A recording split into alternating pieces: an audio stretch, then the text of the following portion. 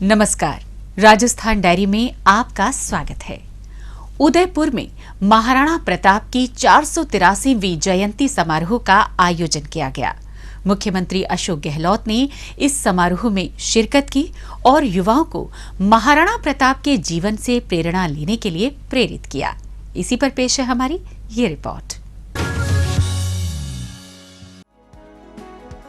हाल ही में मुख्यमंत्री अशोक गहलोत ने उदयपुर जिले का दौरा किया। इस दौरान मुख्यमंत्री मेवाड़ क्षत्रिय महासभा एवं नगर निगम उदयपुर द्वारा सुखाड़िया रंगमंच पर आयोजित महाराणा प्रताप की 483वीं जयंती समारोह में शामिल हुए और युवा पीढ़ी को महाराणा प्रताप से प्रेरणा लेने की अपील की। साथ ही उन्होंने महाराणा प्रताप से जुड़े स्थलों के विकास से संबंधित घोषणाएं भी की। मुझे खुशी है कि आप लोग प्रतिवर्ष जयंती मनाते हैं। यहाँ पर जब बात की जाती है उनके इतिहास के बारे में तो नई पीढ़ी को प्रेरणा मिलती है। इसी तरह चलता रहे हम सबका कर्तव्य है। वर्तमान पीढ़ी का कर्तव्य होता है कि आने वाली पीढ़ियों को हम क्या सुपुर्द करके जाएंगे। एक ही संकल्प लेना चाहिए कि हम मानव मात्र की प्राणी मात्र की सेवा कैसे करें और किस प्रकार नई पीढ़ी को तैयार करें। आज अगर महाराणा प्रताप की जयंती मनाते हैं, शौर्य गाथा के बारे में चर्चा करते हैं, शौर्य पराक्रम की बात करते हैं, ये भी नई पीढ़ी की प्रेरणा है। शिरोमणि महाराणा प्रताप बोर्ड महाराणा प्रताप के शौर्य के बारे में युवा पीढ़ी को जागरूक करेगा। साथ ही उनसे जुड़ी पाठ्यक्रम सामग्री, धरोहर संरक्षण, नव निर्माण, विभिन्न भाषाओं में शोध कार्य, प्रकाशन का प्रचार प्रसार, राष्ट्रीय अंतर्राष्ट्रीय पुरस्कार, व्याख्यान, कवि सम्मेलन आदि कार्यों के लिए योजना भी तैयार करेगा। बचपन से पढ़ते आ रहे घाट की रोटियों की कहानी है, किस प्रकार से उनका जो शौर्य पराक्रम था, जो मैंने कहा कि उनकी गाथाएं जो घर घर के अंदर गूंजती है। तो मैं चाहूंगा कि एक ऐसा बोर्ड महाराणा प्रताप जयंती के अवसर पर वीर शिरोमणि महाराणा प्रताप बोर्ड की घोषणा करता हूँ। इसके अलावा मुख्यमंत्री ने अपने उदयपुर दौरे के दौरान माणिक्य लाल वर्मा आदिम जाति शोध एवं प्रशिक्षण संस्थान और भारतीय लोक कला मंडल के संयुक्त तत्वाधान में भारतीय लोक कला मंडल परिसर में आयोजित राज्य स्तरीय कला महोत्सव का शुभारंभ भी किया। इसके साथ साथ मुख्यमंत्री ने लोक कला मंडल परिसर में लगाई गई जनजाति विद्यार्थियों की कला प्रदर्शनी का अवलोकन किया और कलाकारों द्वारा बनाई गई कलाकृतियों को सराहा। उन्होंने जनजाति विद्यार्थियों द्वारा बनाई गई अलग अलग शिल्पाकृतियों के साथ साथ पेंटिंग्स के बारे में वहां मौजूद कलाकारों से जानकारी ली और उन्हें अपने कला कौशल को और अधिक निखारने के लिए प्रेरित किया। इस दौरान राज्य के अलग अलग क्षेत्रों से आए कलाकारों ने मनमोहक प्रस्तुतियां दी, जिसने वहां उपस्थित दर्शकों का मन मोह लिया। जयपुर में सखी गुलाबी नगरी संस्था द्वारा तारंगना 2023 समारोह का आयोजन किया गया। इस दौरान विभिन्न क्षेत्रों में उत्कृष्ट सेवाएं देने वाली महिलाओं को पुरस्कार प्रदान किए गए। एक रिपोर्ट। जयपुर स्थित बिड़ला सभागार में सखी गुलाबी नगरी संस्था द्वारा तारंगना 2023 समारोह आयोजित किया गया। मुख्यमंत्री अशोक गहलोत ने इस कार्यक्रम में शिरकत की।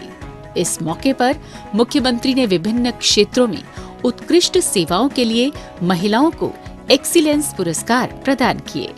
साथ ही उन्होंने समाज और देश की तरक्की में महिलाओं के योगदान की जमकर सराहना की। उन्होंने कहा कि महिलाओं को आर्थिक एवं सामाजिक संबल प्रदान करने के लिए राज्य सरकार द्वारा विभिन्न योजनाएं चलाई जा रही हैं।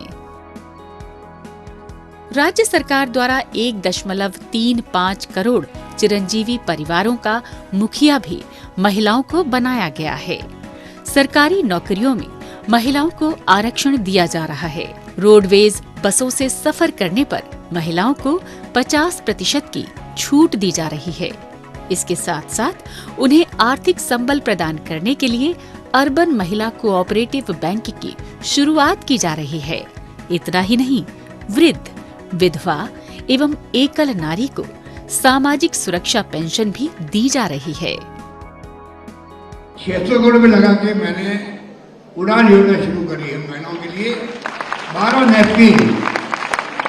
नैपकिन क्या वो पैसे वाले काम लेते हैं, कोई गरीब परिवार का महिला काम ले पाए, 12 नैपकिन प्रति माह मिलेंगे उनको। राज्य सरकार द्वारा पिछले 4 सालों में 303 नए महाविद्यालय खोले गए हैं, जिनमें 130 महिला महाविद्यालय शामिल हैं। साथ ही 500 से अधिक बालिकाओं वाले स्कूलों को महाविद्यालय में क्रमोन्नत किया जा रहा है।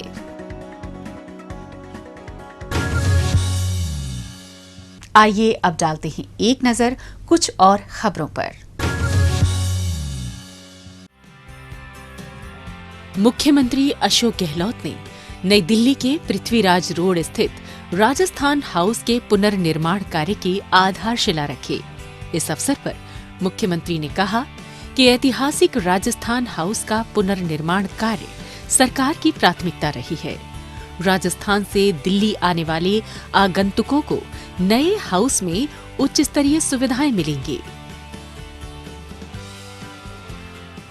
लगभग 90 रूम्स का बन रहा है। सर्वेंट क्वार्टर्स के लिए, ड्राइवर्स के लिए अलग से प्रोविजन किया गया। मुझे अच्छा लगा क्योंकि हमेशा वो तकलीफ आते हैं ड्राइवर्स भी और सर्वेंट भी। अब रेस्टोरेंट भी बन रहा है, वो बन रहा है डाइनिंग हॉल के अलावा। डाइनिंग हॉल तो है जहाँ इन जो लोग रुकेंगे उनके लिए है। रेस्टोरेंट उनके लिए होगा जो दिल्ली के लोग रहते हैं। जैसे आंध्र प्रदेश भवन में यहाँ पर है, आंध्र प्रदेश भवन में बाहर के लोग भी जाते हैं, तो साउथ इंडियंस फूड के लिए वो उपलब्ध है वहाँ पर। उसी ढंग से यहाँ पर राजस्थानी फूड के लिए दिल्ली वासियों के लिए एक नई सुविधा पैदा होगी। 7050 वर्ग मीटर में बनने वाला नवीन राजस्थान हाउस राजस्थान सरकार का एक राजकीय गेस्ट हाउस है। नवीन राजस्थान हाउस में 2 बेसमेंट, भूतल और 6 फ्लोर का प्रावधान रखा गया है। भवन के बेसमेंट में पार्किंग भी बनाई जाएगी। मुख्य भवन में lobby, cafeteria, waiting area, dining area, फव्वारा, हैंगिंग झूमर, एट्रियम आदि का निर्माण किया जाएगा। भवन की बाहरी दीवार पर धौलपुर सैंडस्टोन क्लेडिंग का कार्य किया जाएगा। प्रथम तल पर कॉन्फ्रेंस हॉल, पुस्तकालय और जिम का भी निर्माण किया जाएगा। छत पर टेरेस गार्डन, पार्टी हॉल, योग कक्ष आदि का भी निर्माण किया जाएगा। नए राजस्थान हाउस की निर्माण योजना में green concept, water harvesting, solar system और वेस्ट मैनेजमेंट सिस्टम का भी प्रावधान किया गया है।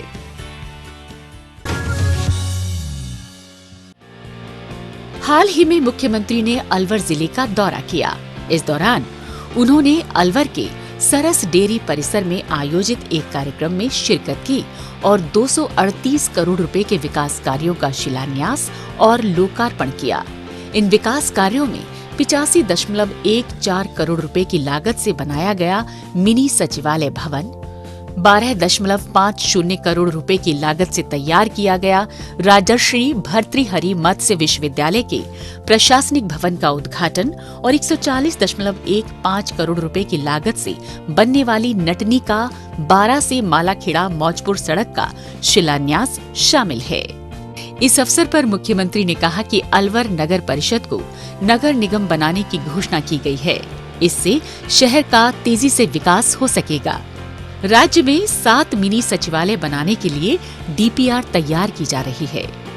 इस मौके पर मुख्यमंत्री ने अलवर शहर के मिनी सचिवालय परिसर में आयोजित महंगाई राहत कैंप का निरीक्षण किया और विभिन्न योजनाओं में लाभार्थियों को मुख्यमंत्री गारंटी कार्ड सौंपे। इसके अलावा उन्होंने महंगाई राहत कैंपों में आए लाभार्थियों से संवाद कर योजनाओं की जानकारी प्रदान की और कैंपों का फीडबैक भी लिया। राज्य सरकार प्रदेश के चहुमुखी विकास के लिए प्रतिबद्धता के साथ कार्य कर रही है और इस दिशा में प्रयास लगातार जारी हैं।